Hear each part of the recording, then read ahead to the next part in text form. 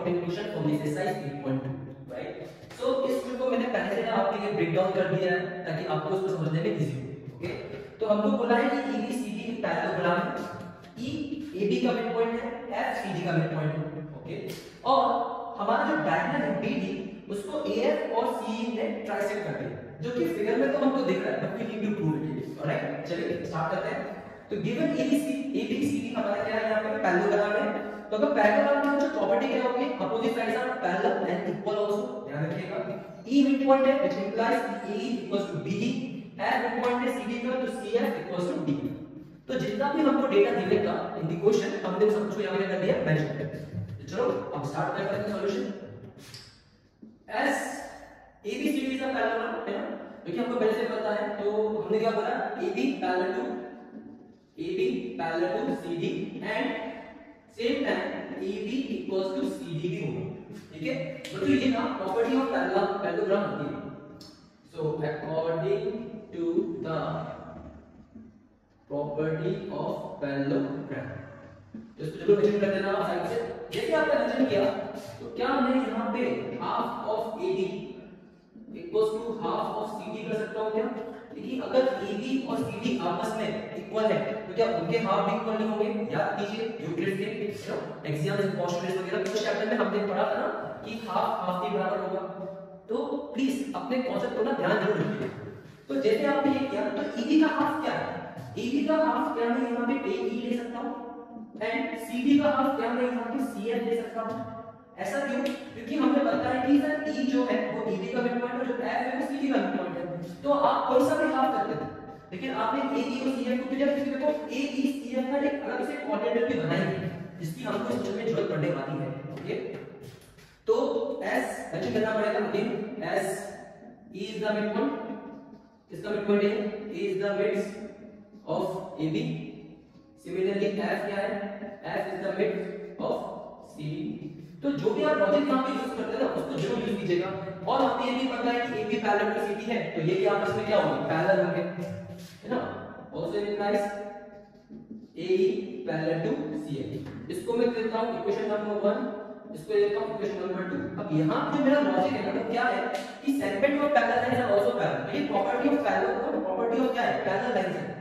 तो लॉजिक क्या है, segments of parallel lines are also parallel.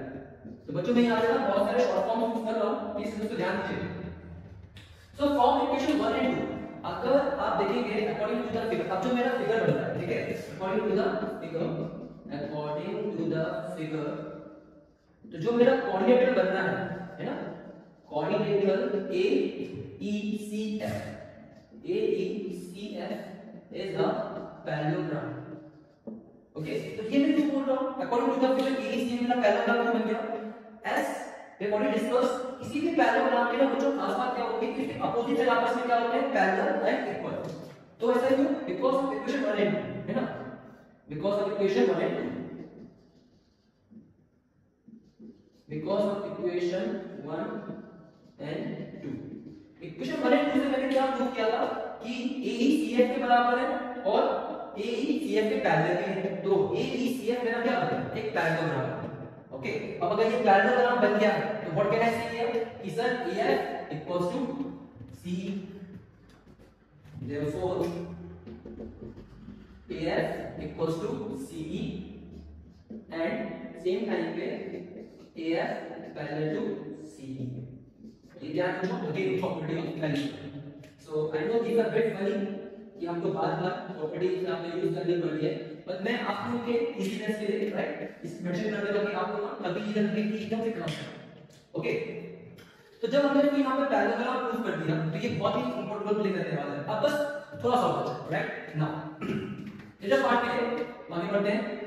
In triangle ABP, in triangle ABP, in triangle ABP E is the mid point, जो कि हमको पता है E is the midpoint, इसका midpoint है, E is the midpoint of AB, E is the midpoint of AB।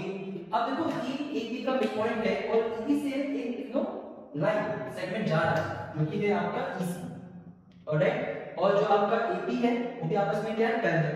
तो कुछ याद आ रहा है? इसी ट्रायंगल में अगर मिड पॉइंट से लाइन पास हो रही है जो कि उसके थर्ड साइड के पैरेलल है, तो वो क्या करेगी? तो वो जिसके साइड के पैरेलल है वो क्या करेगी? वो थर्ड साइड को बाइसेक्ट कर देगी। ऑलराइट, सो ये से हमने देखा is the mid point of AB है ना, एंड AE क्योंकि वहां पे कोई EQ है, P and Q हमने मेंशन किया था, नहीं किया है, we can mention this here, P and Q be the point of intersection, let P and Q be the point of intersection। I'm really sorry बच्चों कि मैंने इसको पहले मेंशन नहीं किया, अभी मेंशन कर दिया है। So E is the midpoint of AB, ठीक है, implies in such a way that EQ parallel to AB, EQ parallel to AB। अब ये EQ parallel to AB क्यों है? क्योंकि अपन ने पहले से प्रूव किया है कि CE AF के पैरेलल है, राइट, SEE AF के क्या पैरेलल, तो सेगमेंट ऑफ पैरेलल है आल्सो पैरेलल, तो ये हो जाएगा E इसका मिड पॉइंट है, ये इसके पैरेलल है, तो according to the converse of midpoint theorem, converse of midpoint theorem, according to the converse of midpoint theorem, we can say that BQ equals to PQ, we can say that PQ equals to BQ, PQ equals to BQ, alright, and let's get this as equation number 3। क्योंकि converse mid point theorem क्या बोलता है कि किसी भी triangle में उसके अगर एक साइड के मिड पॉइंट से आप एक लाइन पास करें इन सच अ वे कि वो सेकंड साइड के पैरेलल हो, तो वो थर्ड साइड को ना बच्चों बाइसेक्ट कर दे, तो इस चीज को ध्यान रखना, ओके। तो PQ equals to BQ, Q be the midpoint, alright, इसको क्वेश्चन कर देते हैं, Q be the midpoint of B, यहां पे लिखता हूं BB, ऑलराइट, ठीक है, ये हो गया। यही सेम कॉन्सेप्ट ना बच्चों हमको दूसरे ट्रायंगल में यूज करना है, और वो ट्रायंगल होगा हमारा CDQ, ओके, वो ट्रायंगल होगा हमारा ट्रायंगल CDQ, ट्रायंगल CDQ, क्योंकि CDQ में F हमारा CD का क्या है? मिड पॉइंट है, F is the mid point, तो कितना right place here of CD, अब F हमारे CD के मिड पॉइंट में है, तो जैसे कि हमने यहां पे बोला था EQ पैरेलल टू AP है, you can also say that FP parallel to CQ, FP parallel to CQ। अब FP parallel to CQ क्यों है? क्योंकि हमने पहले से प्रूव करके रखा है सर, क्या प्रूव करके रखा है सर, कि AF parallel to हमारा क्या है? CE है, ओके। तो वापस से आपको यहां पे लगाना पड़ेगा according to the as per by converse of midpoint theorem, by converse of midpoint theorem,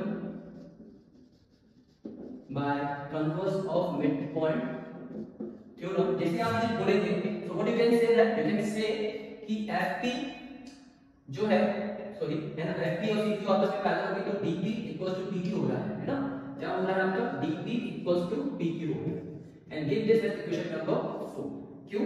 क्योंकि जो यहाँ पे पॉइंट P है वो क्या हो रहा है? SP is the midpoint, तो midpoint को जो मैं मिड यूज कर रहा हूँ of DP, ओके। तो इतना मेरा यहाँ पे हो गया, मेरे को ट्राइसेक्ट प्रूफ करना है, तो लगभग मैं पहुंच गया हूं, मैंने DP इक्वल टू PQ कर दिया, PQ इक्वल टू QB कर दिया, तो बस खत्म ही हो गया from equation 3 and 4, okay. Last बचा बच्चों बस आपका सब, नाउ फ्रॉम इक्वेशन 3 एंड 4, अगर आप 3 और 4 को कंपेयर करते हैं तो देखेंगे क्या कि sir PQ equals to QB है, DP equals to PQ, you can say that DP equals to PQ and PQ equals to QB, जो आपको अल्टीमेटली प्रूफ करना है। Hence you can say that hence AF and CE, hence AF and CE trisects what? B। I know बच्चों it's a bit lengthy question, थोड़ा सा tough भी था, but I am hoping कि आपको एक पॉइंट समझ में आया होगा। If कोई भी पॉइंट समझ में नहीं आया, do comment below and let us know, alright? With this, bye।